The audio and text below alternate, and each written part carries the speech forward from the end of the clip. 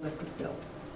And I mean, the LEDs are continuing to save us money. Mm-hmm. It's just not, the rate of the kilowatt hour is hugely different. Yeah, no, I understand that. The streetlights are also billed differently. They're not billed by kilowatt hours used, they're billed by tariff rate. Like DPU says, well, National Grid will go to DPU and say, this is our calculations based on an estimated 8 hours a day calendar year wise, or 10 hours a day. And this is what it should use, so we just, because they're not individually metering each light, obviously. So, Yeah. So you get that rate, and then I believe we don't own the lights, we opted in, and so that usually pulls in like either a purchase, like you're buying the lights for National Grid, We are. or you rent them and that adds to that tariff rate. So it depends, different programs, so you do save a little, but ultimately you're just being greener. I mean, the way that program works, it doesn't give you a huge benefit unless you have a lot of money to do it up front and just buy them. Yeah.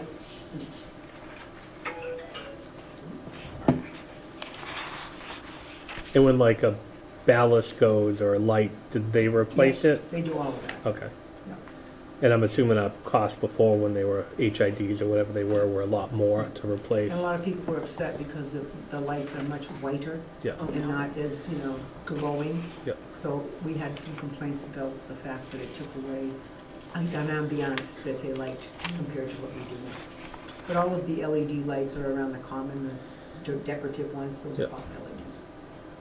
Yeah, a lot of municipalities moving to diffused lighting, so it doesn't create, so you can still see the stars. Mhm. Those are weird to see too. Mm.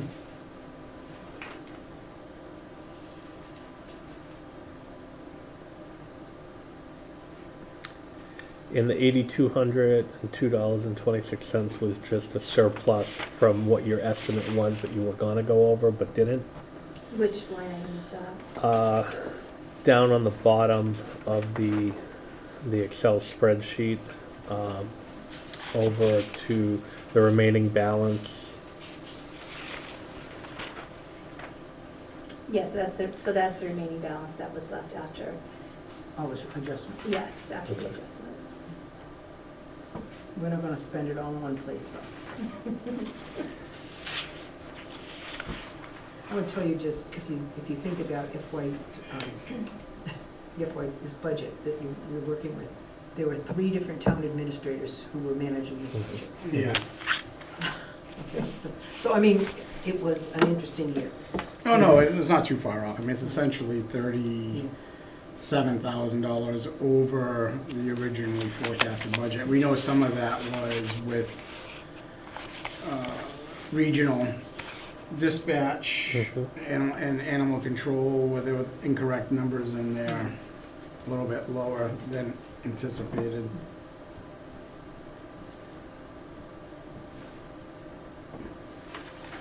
I don't really have, I mean, I reviewed most of this quickly today. I don't really have any other questions than that. I think the library assistant was the only other one, utilities in the library, and then there was their assistant budget, a little bit over. Which usually they're pretty good with hitting their labor budget. Is this something that you guys have with the library system? Yep. Could that have been That was when it was added after the budget, Yeah. and the trustees had made that adjustment. But where did the funding come from? Well, they probably had, we were over, because we couldn't have possibly added that totally, with what little it was over. So I'm guessing that there was additional money in there, and, or the person's only working $4,000 worth of hours. It's probably a very part-time position coming and going.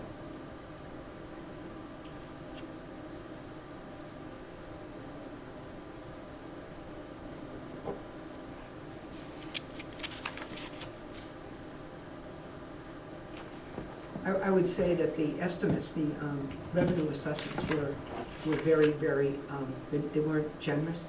I mean, they were, you know what I mean, they were so tight. Mhm. The budget, you couldn't make up anything in the budget. All, you know, certainly unrestricted local aid, there were no big benefits rolling into our town, so. I mean, managing a budget that close is always dangerous. Oh, it's tight. Mind you, the library budget is the least one affected because of the whole state collaboration rules that say Yeah, 2.5 no matter what. Exactly. Which is a good thing. Because It is. Because there are those people who would say, that's hardly important.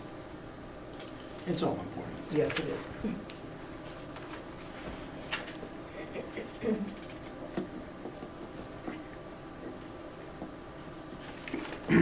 Any other questions on the transfers?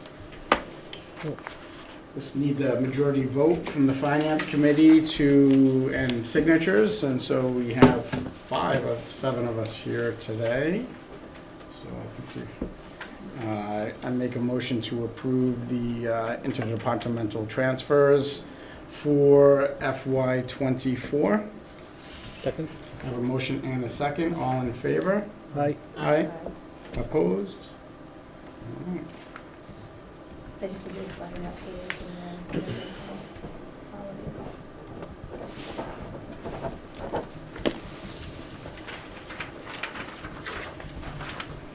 you. Easy enough, and I think that's all we have to do today, right? That's it? Thank you, everyone. Thank you, Marty. I know it's one more night to come out for something, so. Yeah, we need to get it done, though. We'll probably meet again, usually we meet a week or two before Thanksgiving. We start looking at the letter Okay. that goes out for the departments. Yep. Is that about right? So I looked at the calendar from last year, or one of the meetings, Thank you. and we did. We met twice in November, but didn't we have a special town meeting last November? We did. So I was confused if and under one of them, Greg was talking about, like, he gave Yeah. us the draft of the letter that. Yeah, okay, that makes sense. Yeah. But we're not doing a special this November. No. Excellent. So that's something that we just have to keep in mind for, Yeah, so I'll Coming keep up. in touch with you and. yeah, yeah. We would expect that we would have a special coming up.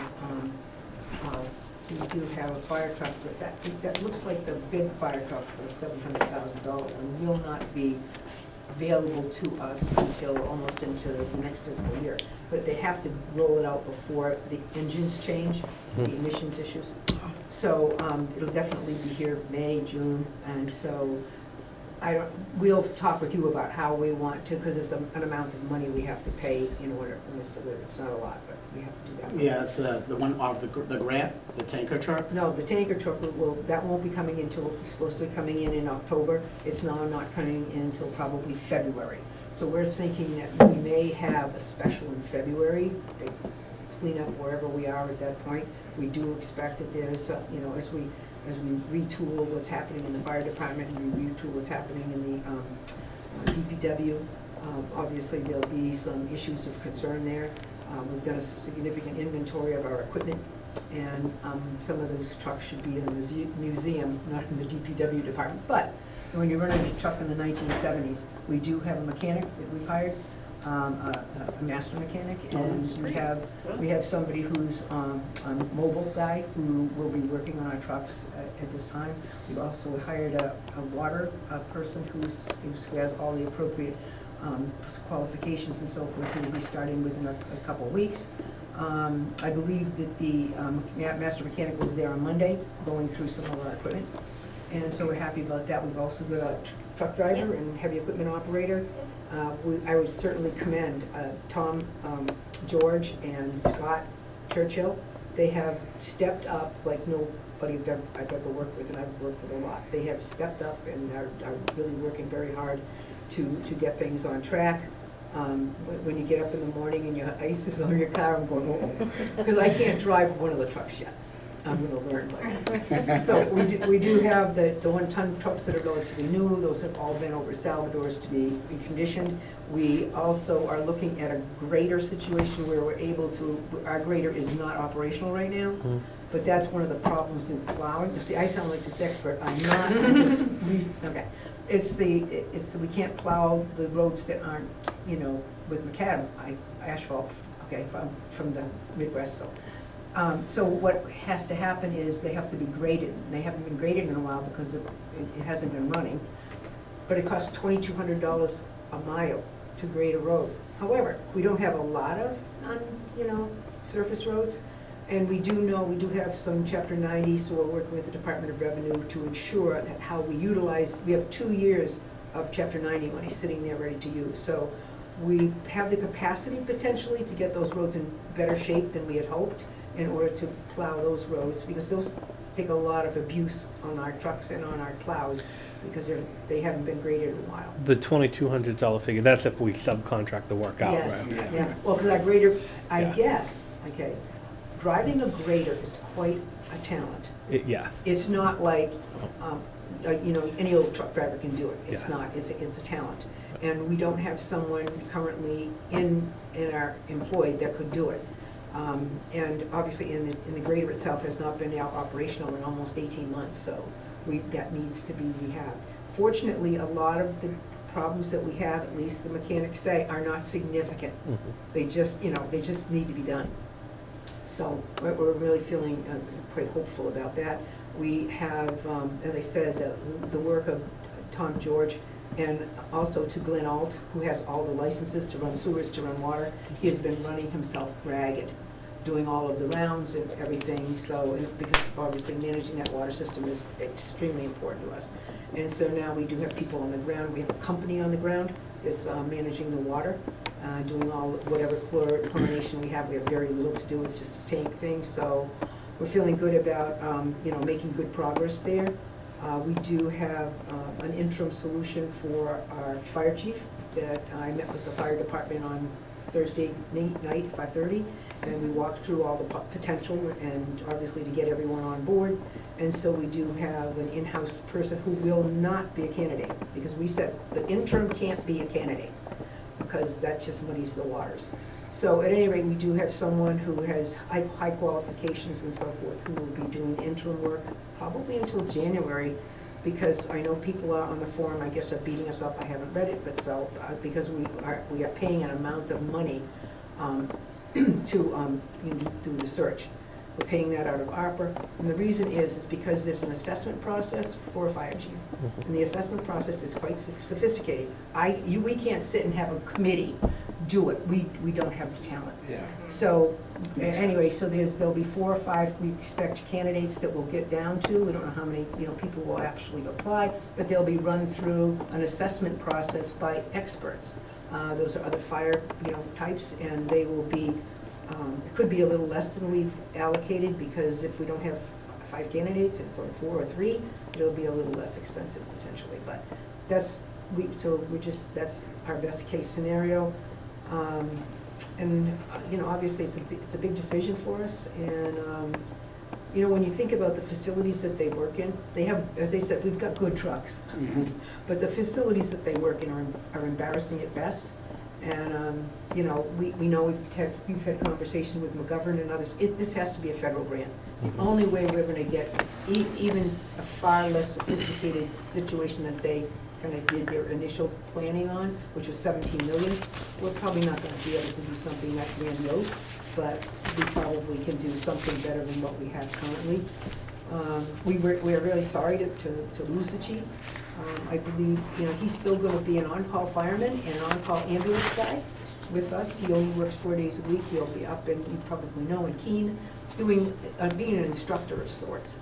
And so he's the assistant chief.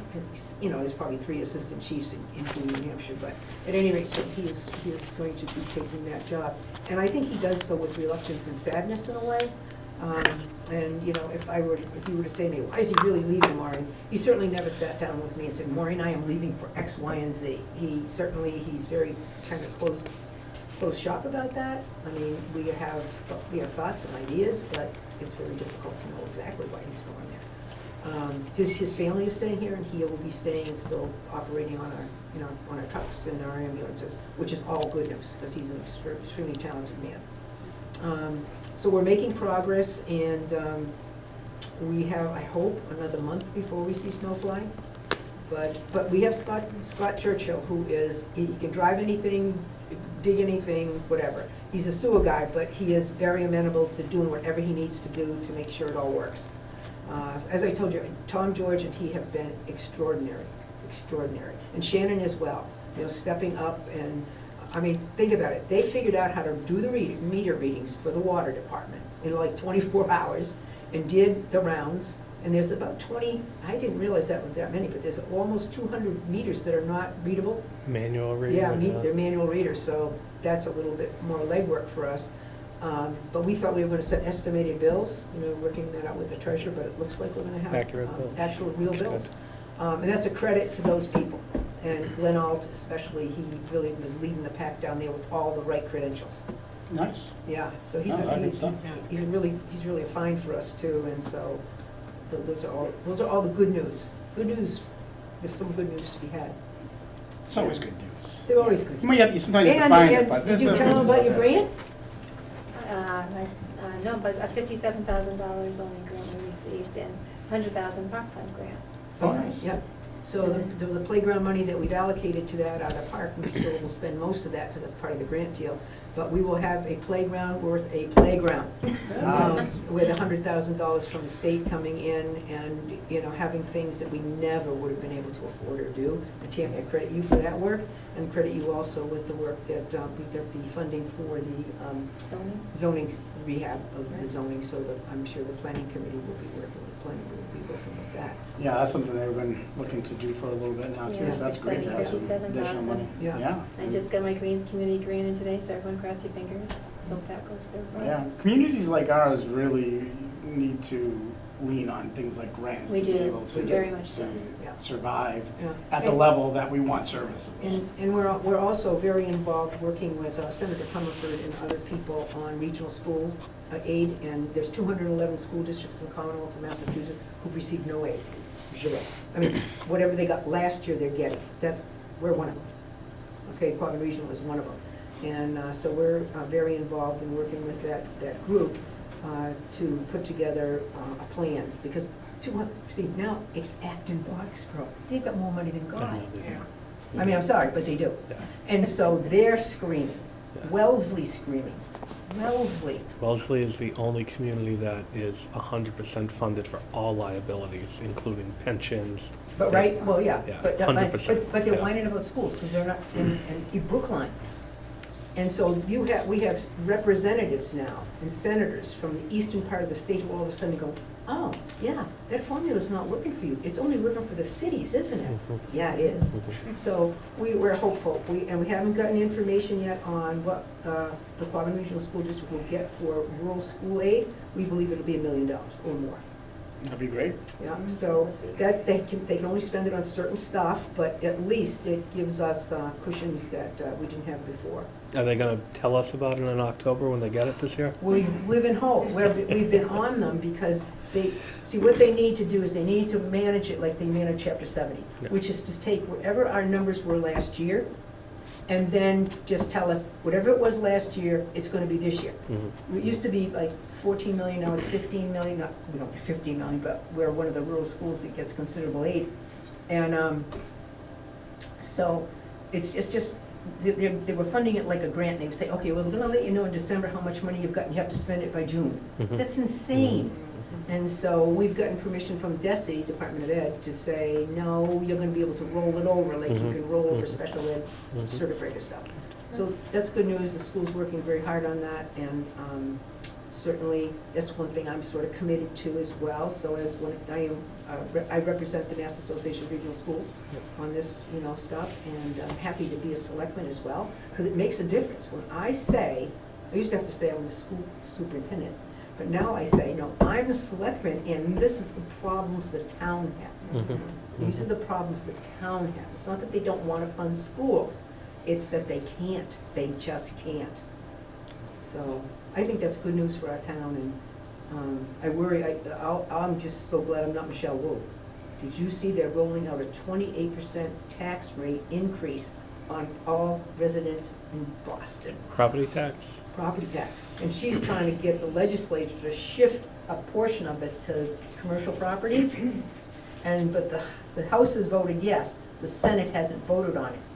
They're still on vacay. But anyway, so I'm glad I'm not her. I thought she was all done. I'm sorry? I thought she was all done. I didn't think she was running again. No, Mayor Wu is having a baby in January and planning to run, so I figured, heck, I had a baby and became a superintendent, but not running, city of Boston, wow. Well, thank you for all the insight. There's a lot of good stuff going on. Yeah. We certainly appreciate all the effort and the work. And believe me, we got some grants that we were so pleased, quite frankly, Tammy was working, and I said, sometimes we don't get a lot of grants, Tammy. We got, the park one is a thrill Yeah, for us. that's awesome. It's just a thrill. We Yeah. never would have been able to do it. Oh, that's without great. it. I mean, that park up there is tired, and Tired. I know between the upper You are funds. kind. You are so Tired, that's a good word. Yeah. And you know that that's where the population density for really small children is definitely there. It's the only neighborhood in town, really. Well, it's Yeah. quite a neighborhood Yeah. too, isn't it? Yeah, I mean, we're trying to slow the traffic down, that's yeah. another. I drive up there once in a while. I don't know how you can go that fast. Like, know. I wouldn't feel I'm safe with or you. comfortable driving that Yeah, fast up okay. there. There's too many cars, it's too narrow, Yeah. like, Speed humps everywhere. Put them everywhere. I'll take a No, couple well, from my no, road too. no. I thought you could just put speed humps in, but you no. can't. It's like an Yeah. act of Congress, It's yeah, a, it's it's a insane. problem for, I guess, fire equipment Yeah. Mhm. specifically, and turning them around and Oh, doing all plowing, that that's a stuff, lot- and that's a lot of plowing, challenge, and, you can do it, but it's not as simple as we thought. Yeah.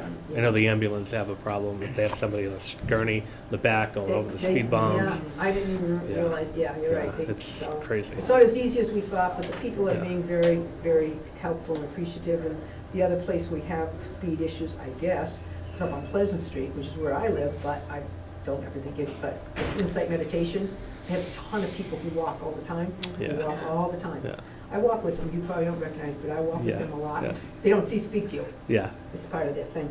And I'm saying, I've never seen them go that fast.